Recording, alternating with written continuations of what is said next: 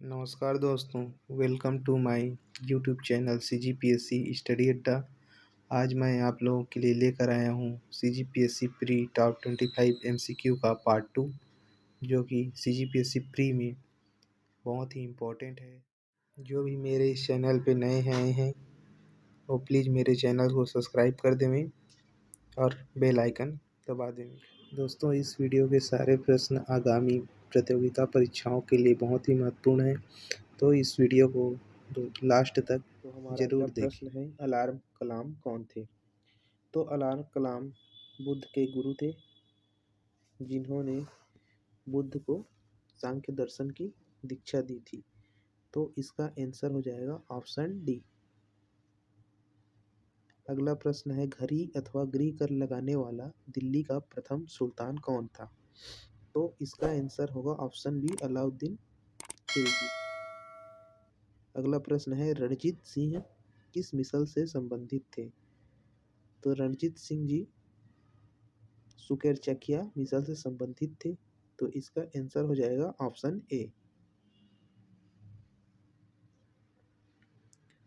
दोस्तों, हमारा अगला प्रश्न है, गाजी मलिक किस वंश का संस्थापक था? तो गाजी मलिक तुगलक वंश के संस्थापक थे, जिसका नाम हम गयासुद्दीन तुगलक के नाम से भी जानते हैं। गाजी मलिक 8 सितंबर सन 1320 को तुगलक वंश का स्थापना किया था।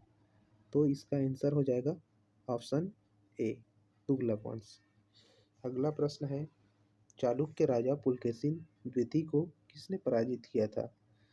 तो चालुक्य राजा पुलकेशिन द्वितीय को नरसिंह वर्मन प्रथम ने पराजित किया था और इसकी राजधानी बादामी पर कब्जा कर लिया था। तो इसका आंसर हो जाएगा ऑप्शन सी। हमारा अगला प्रश्न है दोस्तों, निम्न में से सहायक संधि स्वीकार नहीं की थी? तो इसका आंसर हो जाएगा हमारा ऑप्शन बी, इंदौर के होलकर राज्य ने सहायक संधि स्वीकार नहीं की थी। इसी प्रकार चलते हैं दोस्तों हमारे अगले प्रश्न की ओर, जो कि सूची 1 को सूची 2 से सुमेलित करने का है। इसमें बाबर बाबर बाबर जी से जामा मस्जिद। हमारा अगला प्रश्न है दोस्तों, सूची 1 को सूची 2 से मिलान का। तो ऑप्शन ए में है बाबर, जिसने जामा मस्जिद संभल का निर्माण कराया था। दूसरा ऑप्शन है हुमायूं, इसका दीन ए पनाह जो दिल्ली में है इसका निर्माण कराया था।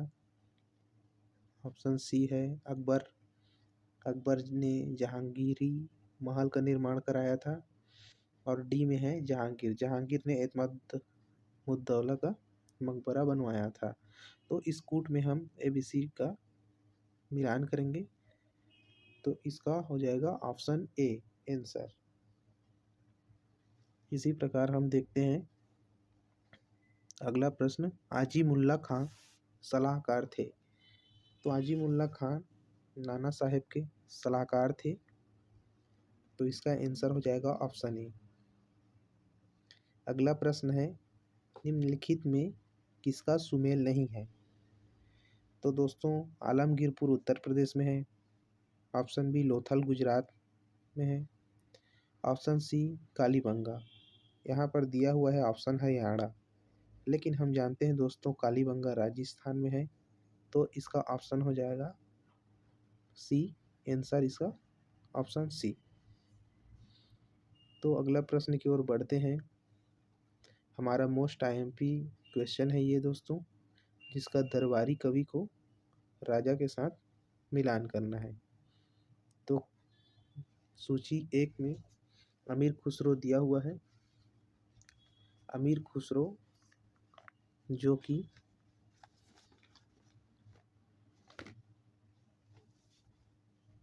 दोस्तों शुरू करते हैं हमारा अगला प्रश्न।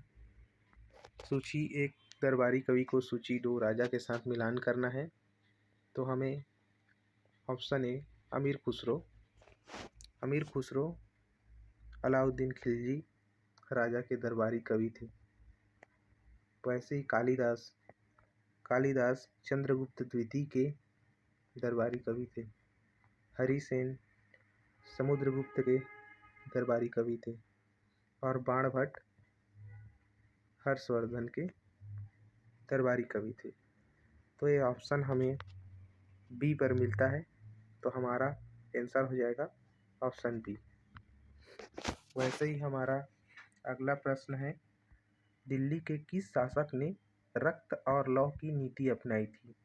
तो जानते हैं दोस्तों, रक्त और लौह की नीति बलबन ने अपनाई थी, तो इसका आंसर हो जाएगा ऑप्शन बी।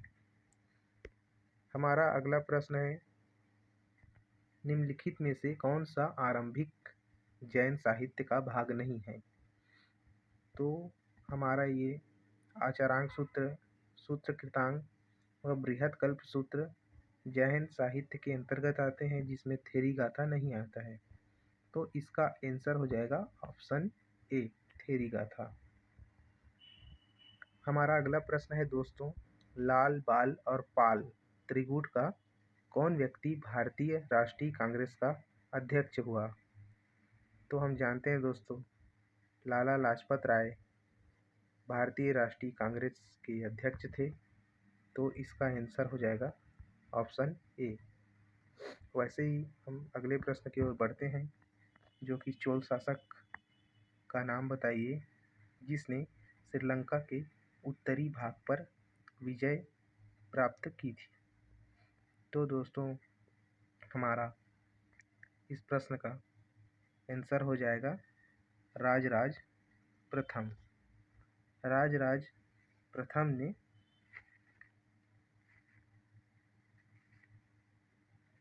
श्रीलंका पर विजय प्राप्त किया था। राजराज प्रथम जो कि शैव धर्म के अनुयायी थे, उस समय श्रीलंका के तत्कालीन राजा माहिम पंचम थे, जिसी को पराजित करके चोल राजा राजराज प्रथम ने श्रीलंका पर विजय प्राप्त किया था। हमारा अगला प्रश्न है दोस्तों, काकोरी कांड से संबंधित नहीं है। तो काकोरी कांड से राम प्रसाद बिस्मिल संबंधित थे। सूर्यसेन इसका आंसर होगा, क्योंकि ये काकोरी कांड से संबंधित नहीं थे, तो इसका आंसर हो जाएगा ऑप्शन बी। वैसे ही हम अगला प्रश्न देखते हैं, सन 1929 में खुदाई खिदमतगार को किसने संगठित किया? तो इसका आंसर हो जाएगा ऑप्शन ए, अब्दुल गफ्फार खान। वैसे ही अगला प्रश्न है, विदेशी यात्रियों के पधारने का क्या अनुक्रम रहा है? तो हम जानते हैं दोस्तों, इब्न बतूता जो कि मोहम्मद तुगलक के शासनकाल में सन 1333 ईस्वी में आया हुआ था। वैसे ही ट्रेवनियर और मनुची और अल्बरूनी ये उनके बाद आए हुए थे। तो हमारा सबसे पहला ऑप्शन ए इसका सही आंसर हो जाएगा।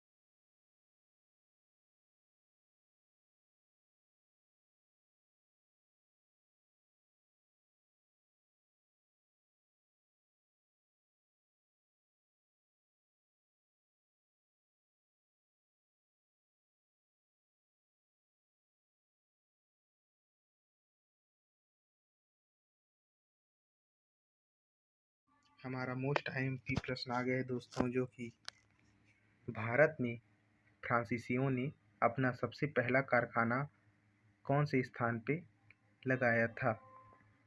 तो इसका आंसर हो जाएगा ऑप्शन ए, सूरत। वैसे ही हम अगले प्रश्न की ओर बढ़ते हैं, जिसमें स्वामी विवेकानंद ने रामकृष्ण मिशन की स्थापना कब की थी?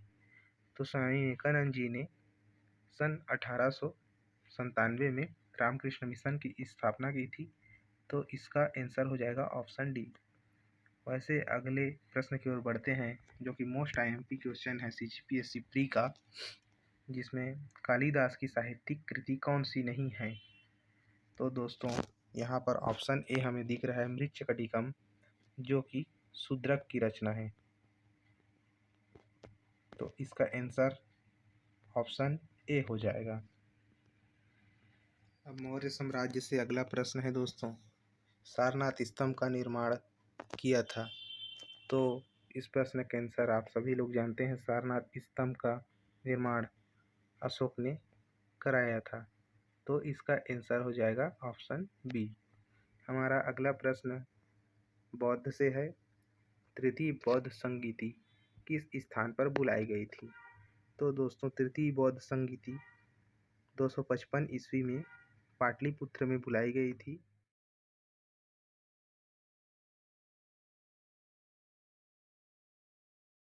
डी इसका मेन आंसर हो जाएगा।